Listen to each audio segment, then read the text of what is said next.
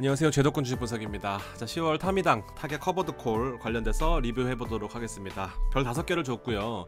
배당은 4일날 지급됩니다. 연 10.8%의 안정적인 모습을 보여주고 있으니까 여러분들 참고하셨으면 좋겠습니다. 최근에 시장이 매일 빠지고 있어요. 그러다 보니까 이런 생각들이 많이 듭니다. 자, 옛날부터 들었던 생각인데요. 자, 시장에 365일 참여한다라는 것은 사실 저희같이 직업으로 삼고 있는 사람 이외에는 사실 엄청난 스트레스일 뿐입니다. 어제도 말씀드렸지만 습관처럼 계속해서 매일 장 보시는 분들, 정신적인 스트레스가 이만저만이 아닌 그런 시기고요. 잠깐씩 오르는 도파민도 있긴 하지만, 또 기대감도 있긴 하지만 결과적으로 뭐 열의 9은 스트레스일 가능성이 크다라는 생각입니다.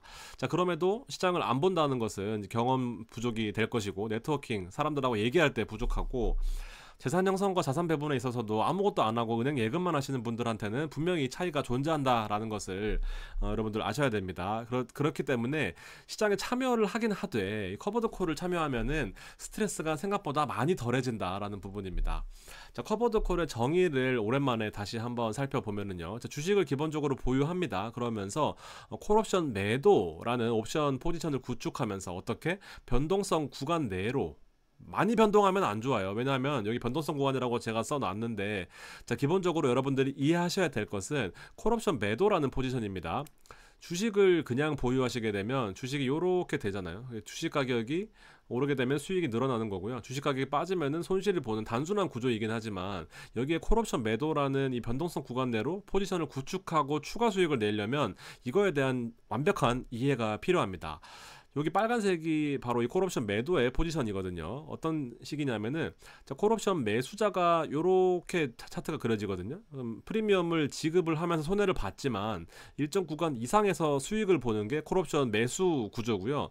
그대로 엎어놓은 게 콜옵션 매도 구조입니다. 프리미엄을 콜옵션 매수자는 지급을 했지만 콜옵션 매도자는 여기 보시면 수령하는 프리미엄을 이미 받고 시작합니다. 그래서 일정한 변동성이 넘어가지 않는다라고 한다면은 다 내 추가 수익으로 발생을 하게 되는 거죠. 추가 수익. 자, 그렇지만 변동성이 너무 커지게 돼서 콜옵션 매도에서 손실을 보는 구간인 이 변동성을 넘어가는 구간에 있어서는 콜옵션 매도가 손실을 보는 포지션이다라는 것을 반드시 아셔야 됩니다. 여기서 강조하고 싶은 것은 이 변동성 구간이라는 거죠. 이 기초자산은 뭐 차치하고 콜옵션 매도에서 이 변동성이 너무 커져서, 왜냐하면 이익은 한정적이거든요. 이익은 제한되는 구조입니다. 자, 그럼에도 불구하고 이익은 무조건 고정되어 있는데 너무 많이 변동하기 때문에 콜옵션 매도에서 손실을 본다라고 하면 이거는 거꾸로 가는 투자가 되는 거죠. 이런 내용들이 있습니다. 주식을 보유한 상태에서 콜옵션을 다소 비싼 가격에 팔기 때문에 프리미엄을 받습니다. 비싼 가격에 파냐, 싼 가격에 파냐, 만기가 긴 걸 파냐, 만기가 짧은 걸 파냐로 여러 가지로 최근에 나누어져 있기는 한데요. 아무튼 안정적으로 위험을 피하는 방식이 원래는 맞는 말입니다. 그렇지만 최근에 15% 프리미엄, AI 테크 프리미엄 이런 것들이 사실은 이 비싼 가격에 팔면서 이 변동성을 프리미엄을 많이 얻는 대신에 이 손실을 보는 구간도 가까워지는 게 약점일 수가 있겠죠.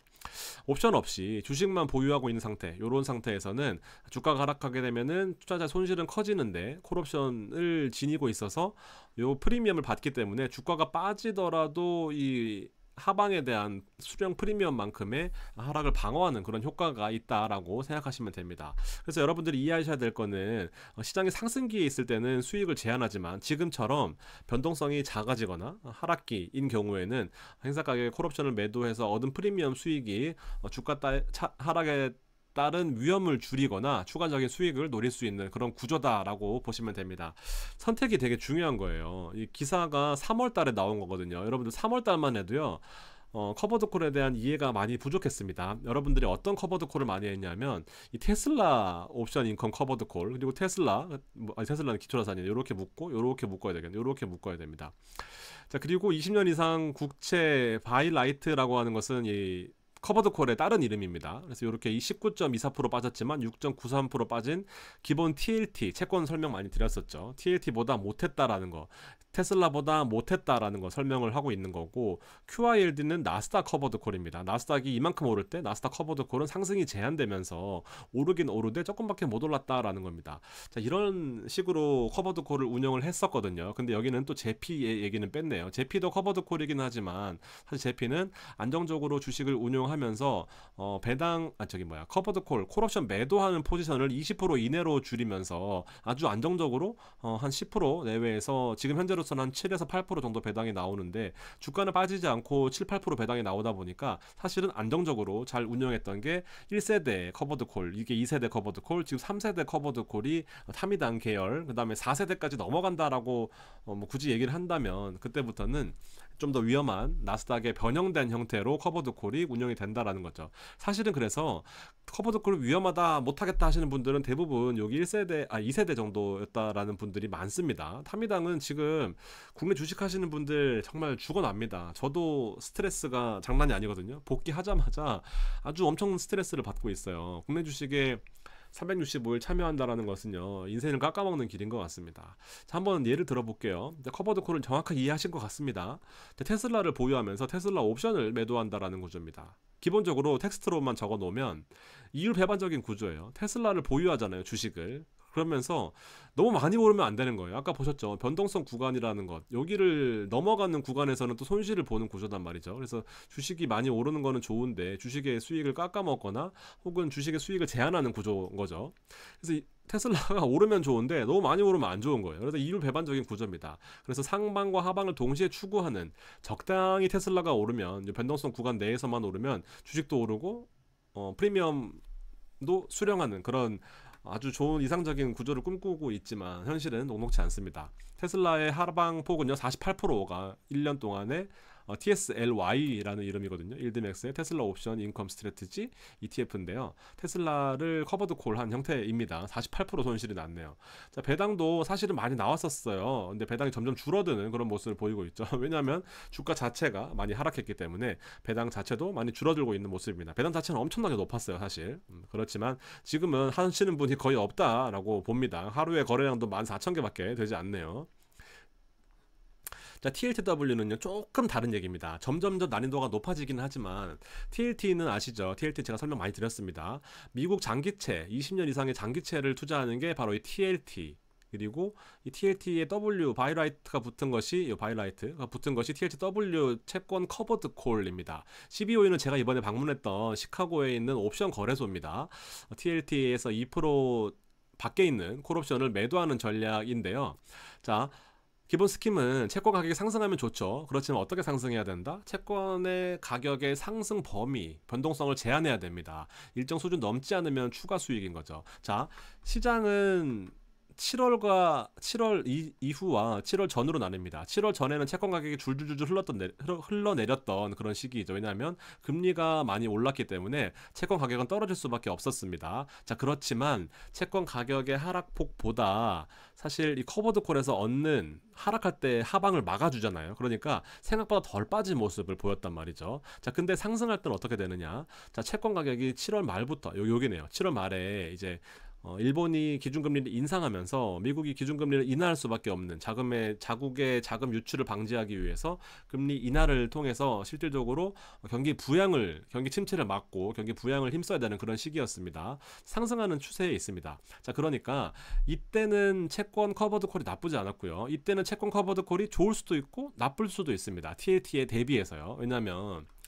어쨌든 금리가 인하를 했잖아요. 그러면 채권 가격이 반드시 반등을 한단 말입니다. 근데 0.5%를 반등하느냐 0.25%를 반등하느냐 의 차이에 있어서 변동성이 정해집니다. 어쨌든 0.5를 인하를 했습니다. 자, 그래 추가적으로 이제 뒤에 이슈는 뭐냐면은 계속해서 금리를 인하할 것이냐, 아니면 금리를 0.25만 인하할 것이냐, 아니면 한번 쉬었다 갈 것이냐, 여기에 변동성에 따라서 그냥 TLT가 좋을 것이냐, 아니면은 또 변동성이 작아진다라고 한다면 TLTW가 또 유망해질 수가 있겠죠. 그렇게 또 시장 판단을 하는 겁니다. 자, 이런 것을 난 신경 쓰기 귀찮다 하시면은 TLTW도 나쁜 선택이 아닐 수 있겠다라는 게 앞선 이 무지성으로 TSLY 테슬라를 보유하면서 테슬라 옵션을 매도하는 것과는 차이가 좀 있는 거죠. 약간은 변동성을 좀 감안하셔야 됩니다.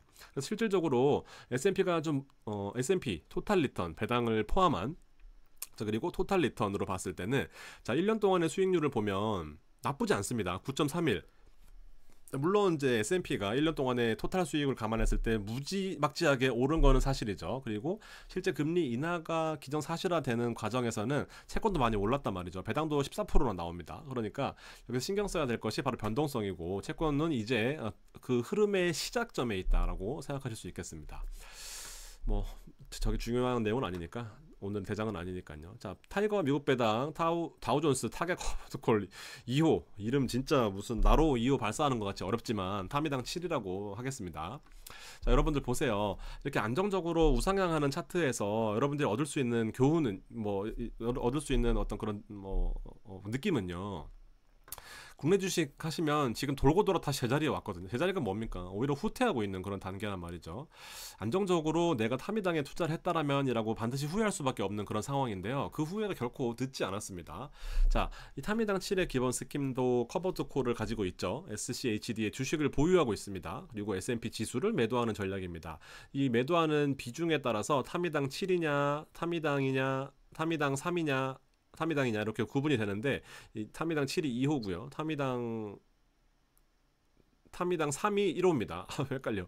그리고 이건 기본 타미당이고요. 하여튼 뭐 이렇게 구분이 되는데, 자, 여러분들이 보시기에 요 10,000원 언저리에 있으면 그냥 베스트인 거예요. 그냥 나는 그냥 강남에 아파트를 사놓고요, 매일 시세 보시는 분은 없잖아요. 근데 월세 나오잖아요.